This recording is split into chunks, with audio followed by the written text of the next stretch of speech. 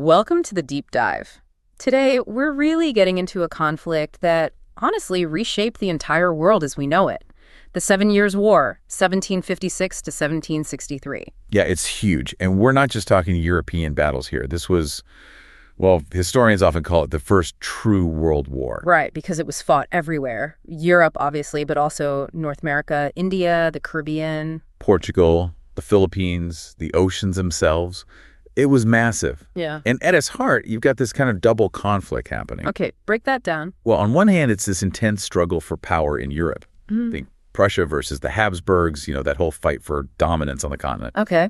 But at the same time, it's this massive global showdown between Britain and France for colonies, for trade, for naval supremacy. It's like two wars tangled up together. And the teams, the alliances, they were pretty major. Who was lined up against whom? So you had the Anglo-Prussian side. That's Great Britain, Frederick the Great's Prussia, Hanover because of the British king, Portugal. Yeah. Some smaller German states, too. Okay, a solid block. Against them, the Franco-Austrian coalition.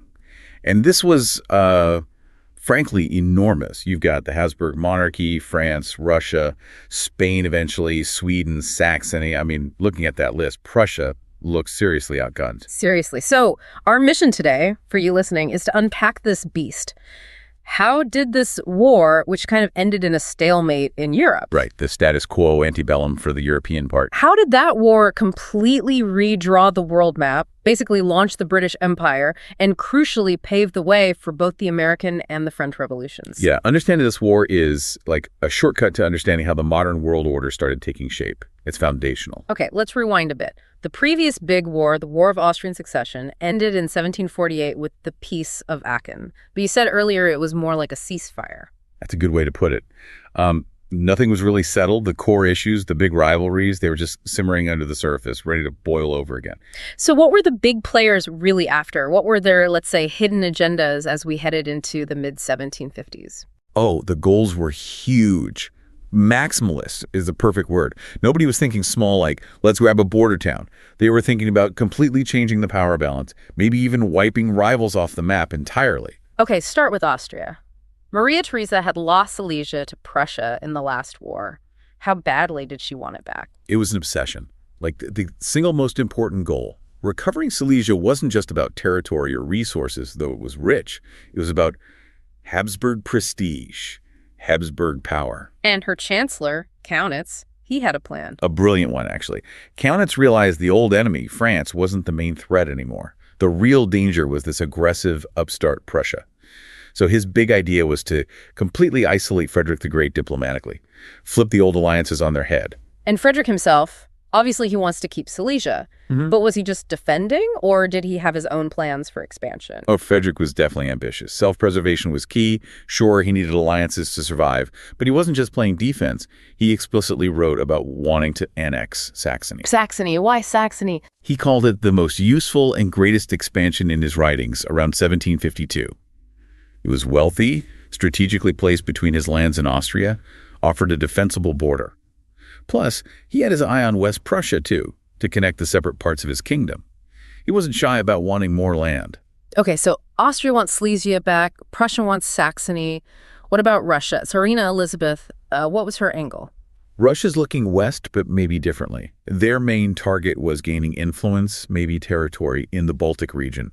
They wanted Courland and Semgallen, which were technically under Polish control. So how does Prussia fit into that? They figured they could occupy East Prussia, that bit of Prussia separated from Brandenburg, and then basically traded to Poland in exchange for Courland and Semgallen. Prussia itself, kind of disposable in their grand strategy. Wow. So everyone on the continent is eyeing up someone else's territory. But the real global engine driving this was Britain versus France, right? Especially over in North America. Absolutely. That rivalry was already heating up big time. By 1754, you've got skirmishes in the Ohio Valley. This is before any formal war declaration in Europe. Like the French and Indian War kicking off early? Exactly. Britain sends General Braddock over in 55. Then you have the Battle of the Monongahela in July 55, a huge disaster for the British. The fighting there was getting serious, and it made the bigger European war almost inevitable. Which brings us to this diplomatic revolution, the renversement des alliances. This sounds like a major shakeup. Oh, it was seismic. Centuries of alliances just flipped. It starts, maybe surprisingly, with the Convention of Westminster in January 1756. What was that? Britain's main worry, or King George II's main worry, was protecting Hanover, his personal territory in Germany. So Britain makes a deal with Prussia to basically keep foreign troops out of northern Germany. Frederick II, I thought, great, this protects my western flank, maybe even keeps France out. He thought it was, compatible with his French ties. Big miscalculation. Huge, because he totally underestimated Kaunitz and the Austrians. Just 4 months later, May 1756, the bombshell drops. The First Treaty of Versailles. And that is? Austria and France. A defensive alliance. Habsburgs and Bourbons, enemies for centuries, suddenly on the same side. Whoa. Yeah. Suddenly Frederick is surrounded. Kaunitz's isolation plan worked perfectly. And it immediately messes up France's plans too, because now attacking Hanover, which they wanted to use as leverage against Britain, is complicated by this new Prussian alliance with Britain. Diplomacy got very tangled, very fast. It's wild. And you're saying this wasn't just about border adjustments. The real aims were extreme. Let's be clear about the secret goals, because they show the stakes. Austria wasn't just aiming to get Silesia back. Their plan, their real plan, was the total destruction of Prussia as a major power. Destruction? How? Reduce Prussia back to its tiny 1614 borders. Just the core territory on Brandenburg, the Kurmark, everything else carved up. Austria takes Silesia and Glatz. Saxony gets Helberstadt and Magdeburg as compensation. Sweden gets a chunk of Pomerania. Russia gets East Prussia to do their Polish land swap. It was a plan to literally erase Prussia from the map of major powers. Okay, suddenly Frederick's fight looks very different. It's survival. Absolutely. And France. They weren't just helping Austria out of kindness. They had their price. They wanted control over the Austrian Netherlands, those barrier fortresses like Ypres, Ostende, to give to a minor branch of the Bourbon family. And globally? Globally, they wanted Britain's bases, Gibraltar and Minorca, to offer to Spain as bait to get them into the war. Very transactional. And Britain wasn't just defending its colonies either, were they? They had an offensive strategy. Definitely. Especially once William Pitt the Elder really gets into power. The British goal was explicit. Kick France out of North America permanently, secure the Ohio Valley, take Louisbourg, dominate Canada, and do the same in India. This wasn't defense, it was empire building on a grand scale. Okay, so the alliances are flipped, the secret plans are ruthless, war is coming. But the first actual blow isn't in Germany, is it? No, surprisingly, it's in the Mediterranean. In May 1756, France attacks and captures the British island of Minorca. Big strategic win for them, gives them a naval base right there. But that led to something else back in Britain. Yeah, the political fallout was huge. Admiral John Byng, the British commander who failed to relieve the siege, well, he was court-martialed and executed in 1757. Executed for losing a battle. For failing to do his utmost. It sent a chilling message through the entire British military. Failure in this war would not be tolerated. Okay, so Minorca falls. Then the war really ignites in Europe when Frederick makes his move. Right. Frederick realizes he's surrounded, the diplomatic game is lost, so he does what he does best. Strike first. August 29, 1756. Prussian troops march into Saxony. No declaration of war, just invasion. Why Saxony first? We know he wanted it, but why the rush? Preemption. He knew Austria and Russia would mobilize eventually, so he wanted to knock out Saxony quickly, secure its resources, and use it as a base before the main enemies were ready. Strategically, taking the Erzgebirge Mountains gave him a good defensive line against Austria. And economically, you mentioned resources. Oh, yeah. Saxony was rich. Frederick needed money, fast. The occupation was brutal forced payments, seizing assets, even debasing the currency, the whole Ephraim's scandal just to fill his war chest quickly. The plan was grab Saxony, invade Bohemia, take Prague, force Austria to make peace before Russia even got close. Did the initial plan work? He won a battle, right? Lobositz. He did win at Lobositz in October 56. That stopped the Austrians from rescuing the Saxon army, which then had to surrender at Pirna. So step one, occupying Saxony, was achieved. There's always a but. But Frederick made a big mistake. He forced the captured Saxon soldiers, about 18,000 of them, into his own army. How did that go? Predictably badly. Most of them deserted at the first opportunity. It was a logistical nightmare and a bit of a PR disaster. His quick knockout blow failed. Prussia was now stuck in a long, grinding war. And this war wasn't just Prussia versus Austria and France. It truly went global. You mentioned the different names. Yeah, it's crucial for listeners to get this. In America, it's the French and Indian War. For French Canadians, la guerre de la conquête, the War of the Conquest. In India, the Third Carnatic War. In the Philippines, The Spanish called it the Occupation Britannica de Manila. Same war, different names, different experiences. It shows how interconnected the world was becoming. Let's jump to North America then. The French and Indian War. France started strong. They did. Montcalm was a capable commander. They had better relationships with many Native American tribes initially. Capturing Fort Oswego in '56 gave them control of Lake Ontario, a major strategic win. But Britain turned it around. How? Numbers, resources, and crucially, sea power. Around 1758, things really shift. William Pitt, in London, decides to pour everything into the colonial war. Britain just had more people, more money, more ships. And the Royal Navy played a big role. Absolutely decisive. 2 huge naval battles in 1759 sealed the deal. Lagos off Portugal, and then Quiberon Bay off France. Quiberon Bay basically smashed the French Atlantic Fleet. Meaning New France was cut off. No more troops, no supplies from France. They were on their own. So the fall of Quebec and Montreal was just a matter of time. Pretty much. The British had overwhelming numbers on the ground, too. Quebec falls in 59 after that famous battle on the Plains of Abraham. Montreal follows in 60. At that point, the war in North America is effectively over. Britain controls Canada and everything east of the Mississippi. Okay, shift continents. India, the Third Carnatic War. How did Britain achieve dominance there so quickly? Speed and ruthlessness, largely thanks to Robert Clive and the British East India Company. The really decisive moment was the Battle of Plassey in 1757. That wasn't just a military battle, though. No, it was as much about political maneuvering and, frankly, bribery. Clive defeated the Nawab of Bengal, who was allied with the French. This victory basically handed political control of Bengal, the richest province, to the company. And after Plassey, The French position just collapsed. Victory at Wandiwash in 1760, capture of their main base Pondicherry in 1761. By the end, France had lost almost all influence. Britain was the dominant European power in India, period. And this global reach extended even further. The Caribbean, the Pacific. Yep. The Caribbean sugar islands were incredibly valuable.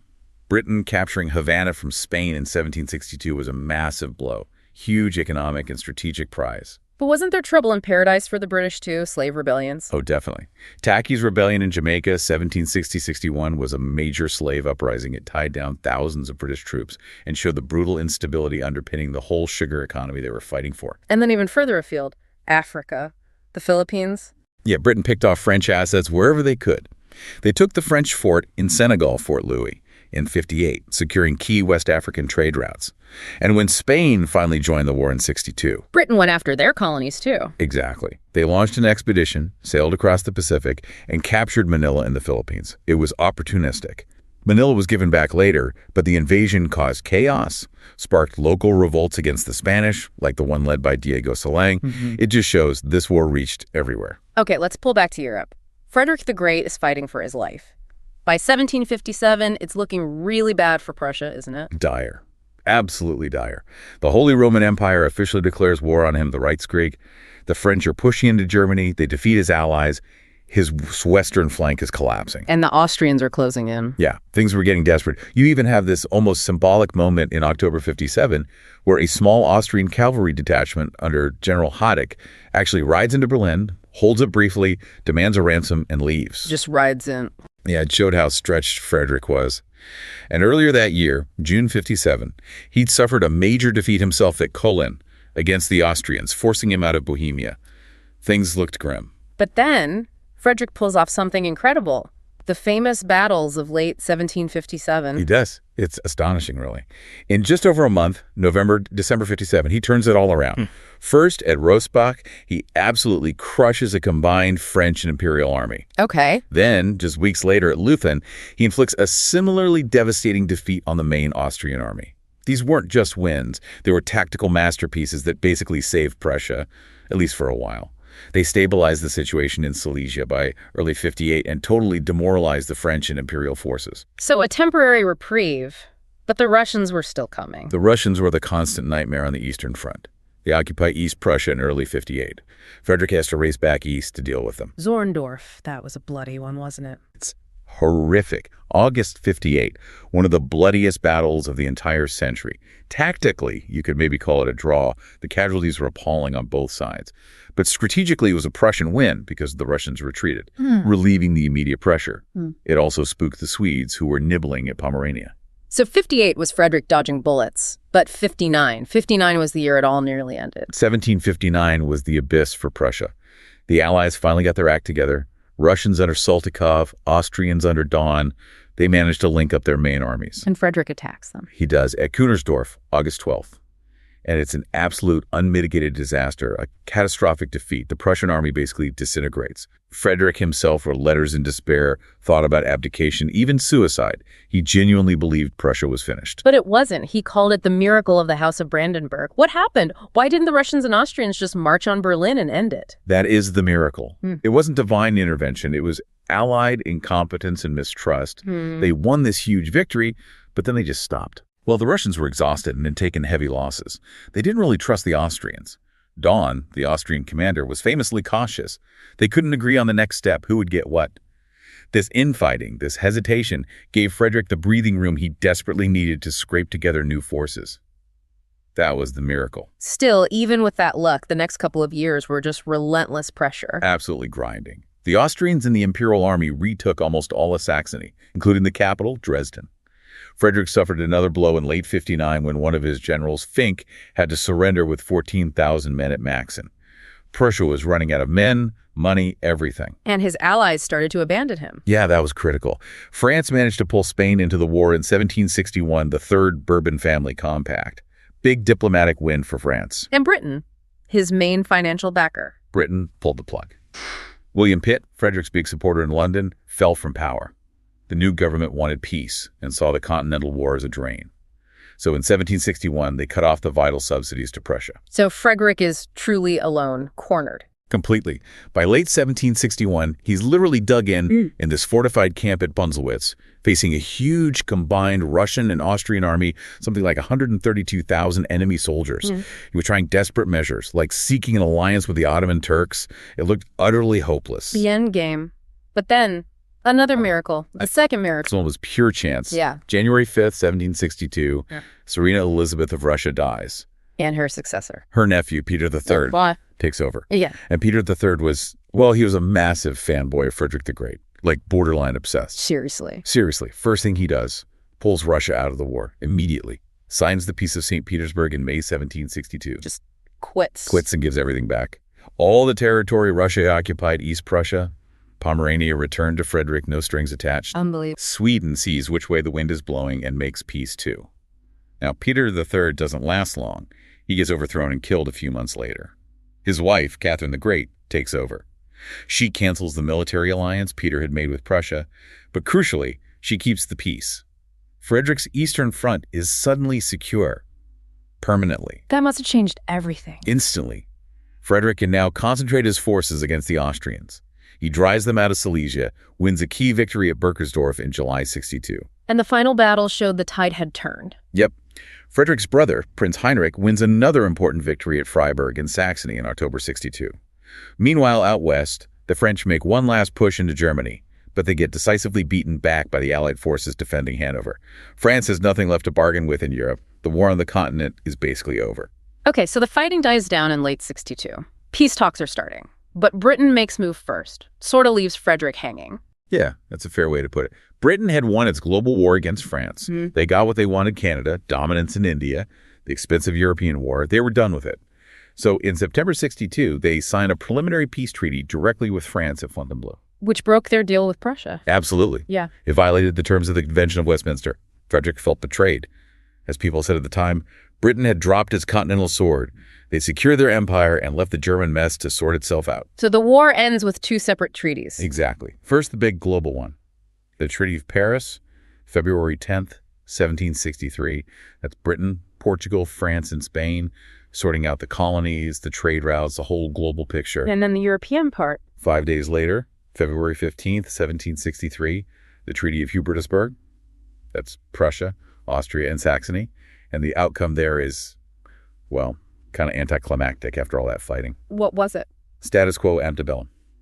Back to where things were before the war started in 1756. Austria does not get Silesia back. The borders in Central Europe remain exactly the same. 7 years of brutal war in Europe. For nothing, territorially speaking. Territorially, yes, but politically.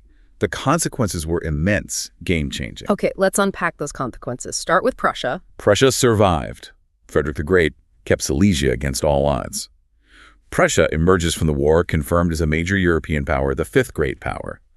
And this cements the German dualism, this intense rivalry between Protestant Prussia and Catholic Austria that will dominate German affairs for the next 100 years, right up until 1866. Prussia's reputation for military resilience was solidified. And Britain, obviously the big winner globally. Undisputed world superpower. They get almost all of French North America east of the Mississippi, plus Florida from Spain. They cement their control over India. The British Empire is truly born out of this war. Naval dominance, colonial dominance, they're on top. And the loser, France. What were the long-term effects there? Catastrophic. France loses its North American empire, loses its dominant position in Europe, and crucially racks up an enormous crippling national debt. Which leads to... Well, partly, it leads to this deep sense of humiliation and desire for revanchismus, especially against Britain. That's a major reason why France later jumps at the chance to support the American colonists against Britain. Payback time. Okay, let's pull on that thread. The American Revolution. How direct is the link from the 7 Years' War? Incredibly direct. Two main things. First, the territory Britain won. To manage it and sort of appease their new Native American allies, Britain issued the Proclamation of 1763. What'd that do? It basically drew a line down the Appalachian Mountains and told the American colonists, you can't settle west of here. But the colonists felt they'd fought the war precisely to get that western land, so instant resentment. And the second thing, money, I assume. Always money. Britain's national debt doubled because of the war. It was astronomical. So London thinks, well, the Americans benefited most from kicking the French out. They should help pay for it. New taxes. The Sugar Act, the Stamp Act, all these measures designed to raise revenue from the colonies to pay for the war debt and the cost of defending the new territories. And that, as we know, was the spark that lit the revolutionary fire. No taxation without representation. It starts right here. So the war debts helped trigger the American Revolution. Did they do the same for the French Revolution? Oh, absolutely. If anything, the financial impact on France was even more devastating long term. Their war debt was around 700 million livres, or maybe more. The French state was basically bankrupt by 1759. And they couldn't just raise taxes like Britain tried to. They tried. Finance Minister Silhouette back in 59 proposed taxing the nobility, the privileged classes, the vingtième. How did the nobles react? Predictably, they refused. The French system was too rigid. The king simply didn't have the power to force the wealthy elites to pay their share. Silhouette failed, got fired, and the debt just kept growing. Later, guys like Necker tried financial wizardry, but the fundamental problem remained. This massive unpayable debt from the 7 Years' War is arguably one of the primary structural causes of the French Revolution in 1789. The monarchy bankrupted itself fighting this war. Beyond the politics and finance, the human cost in Europe must have been staggering. Horrific. We're talking maybe 550,000 soldiers killed and maybe another 500,000 civilians dead across Europe. Just staggering numbers for the time. Prussia alone lost something like 180,000 men. And some regions were hit harder than others. Oh, yeah. Saxony, where the war started, was devastated. Pomerania, Brandenburg, areas where armies marched back and forth for years, enduring constant plunder, forced recruitment, crippling taxes, or contribution. It took decades for places like Saxony to recover economically. How did Prussia bounce back so relatively quickly given those losses? Frederick was smart about recovery. He launched this policy called Publierungspolitik, basically, actively recruiting immigrants. He offered land, tax breaks, tools to settlers from other parts of Germany and Europe to come repopulate the devastated areas. So import people. Exactly. That, plus a high birth rate after the war, meant Prussia actually recovered its population losses surprisingly fast. By the late 1760s, its population was higher than before the war began. It was crucial for rebuilding the state's strength. And finally, the war's impact wasn't just political or economic. It hit the culture, too. Immediately. You see it reflected in art and literature almost right away. Lessing's play Minna von Barnhelm comes out shortly after the war. It's all about soldiers trying to readjust to life after the fighting, dealing with honor and trauma.